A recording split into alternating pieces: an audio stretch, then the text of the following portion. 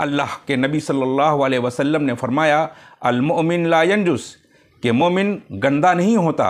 आका के वफादार है उलमाए देवबंद, इस्लाम के गमखार है उलमाए देवबंद। नहमदुहु व नुसल्ली अला रसूलिहिल करीम, अम्मा बाद। पाकी और सफ़ाई ये इस्लाम और मुसलमानों का उन्वान है। जिस्म और रूह में बड़ा गहरा ताल्लुक़ है। जिस्म अगर पाक व साफ़ नहीं है तो वो भी तहारत से महरूम रहेगी। इस्लाम एक इनकलाब आफरी मज़हब है। इसने हर गोशे हयात में इनकलाब पैदा किया है। इस्लाम अरब में नमूदार हुआ। इस खित्ते अर्ज़ से मुतल्लिक़ सब जानते हैं कि ये एक रेगज़ार और सहरा था, यानी पानी कमयाब बल्कि नायाब था। इन हालात में अगर इस्लाम ने ज़ाहिरी व जिस्मानी सफाई व तहारत को अगर नज़रअंदाज कर दिया होता तो कोई ताज्जुब की बात न होती, लेकिन इस्लाम ने ऐसा नहीं किया। पानी की इस कमयाबी बल्कि नायाबी के बावजूद उसने गुस्ल पर ज़ोर दिया है और दिन में 5 बार वज़ू लाज़मी करार दिया है, जो गुस्ल के कायम मुकाम है। इस्लाम की नज़रें सफाई व तहारत को किस दर्जा अहमियत देती है, इससे इस बात का इजहार होता है कि एक मुसलमान की हैसियत से ये मुमकिन नहीं कि पाकी व सफाई को नज़रअंदाज किया जा सके। ये हमारा कौमी शिआर है। इससे ना गफलत मुमकिन है और ना इसको नज़रअंदाज किया जा सकता है। अल्लाह के नबी सल्लल्लाहु अलैहि वसल्लम ने फरमाया, अल मोमिन ला यंजुस, कि मोमिन गंदा नहीं होता।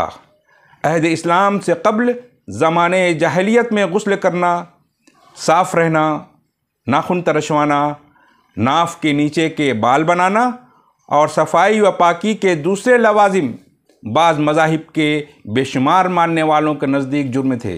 इस्लाम ने पाकी व सफाई और तहारत का हुक्म दिया।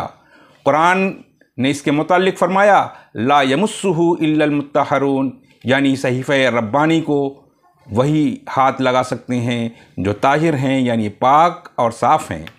और हर शख्स जानता है कि कुरान करीम उम्मत मुस्लिमा का दस्तूर हयात और आईने ज़िंदगी है। इसे पढ़ना, इसकी तिलावत करना और इससे हर किस्म का इस्तिफ़ादा करना और इसकी बरगर्दानी करना हर मुसलमान के लिए ज़रूरी है। और ये ज़रूरत उस वक्त तक पूरी नहीं हो सकती जब तक कि हम पाक और ताहिर ना हों। एक मौका पर अल्लाह का इरशाद है कि इन्नल्लाह युहिब्बुल मुतत्तहिरीन, यानी अल्लाह पाक साफ़ लोगों को पसंद करता है। इस्लाम एक जुदागाना खुसूसियत ये भी है कि हर नेक और अच्छे काम को इबादत बतलाया गया है। फिर से लौटा दो, कर दीजिए। इस्लाम की एक जुदागाना खुसूसियत ये भी है कि हर नेक और अच्छा काम इबादत है। जैसे रास्ते को झाड़ झंकार से साफ़ कर देना, नापाकी और नजासत को दूर कर देना, गलाजत और घर के कूड़े करकट को न सिर्फ दामन बचाना बल्कि दूसरों के लिए भी यही चाहना और इस सिलसिले में इम्कानी खिदमत करना नेक और अच्छे काम हैं, बल्कि ये जुज़्व ईमान है। इस्लाम हर नेक और अच्छे काम की हौसला अफजाई करता है। इस सिलसिले में पाकी, सफाई और तहारत भी शामिल है। अफसोस के मुस्लिम इलाक़े और उनके महल्ले और गलियाँ गंदगियों और कूड़े करकट से अटे होते हैं। इसकी वजह हमारी बदइंतज़ामी है और बेतरतीबी और लापरवाही है। सरकारी अमला के महल्ला के कूड़े को उठाने के बाद लोग दिन भर अपने घर के कूड़ों को गलियों और चौराहों पर फेंकते रहते हैं, जिसकी वजह से इलाका और हमारे गलियां हमेशा गंदी नज़र आती हैं। अगर हम दिन भर के तमाम कूड़े जो हमारे घर में पैदा होते हैं अपने घरों ही में रखें और रात से सुबह तक कूड़े की जगह में डाल दें तो कूड़ा उठने के बाद पूरा दिन हमारा मोहल्ला और मैदान साफ़ और शफाफ रहेगा। ये किस कदर बेहिसी की बात है कि लोग खाने पीने की तकरीब के लिए जो चूल्हा खुले मैदान में जलाते हैं, काम ख़त्म होने के बाद जो मलबा बच रहता है वो 500 रुपया मज़ीद खर्च करके उसे साफ़ करने की ज़रूरत नहीं समझते।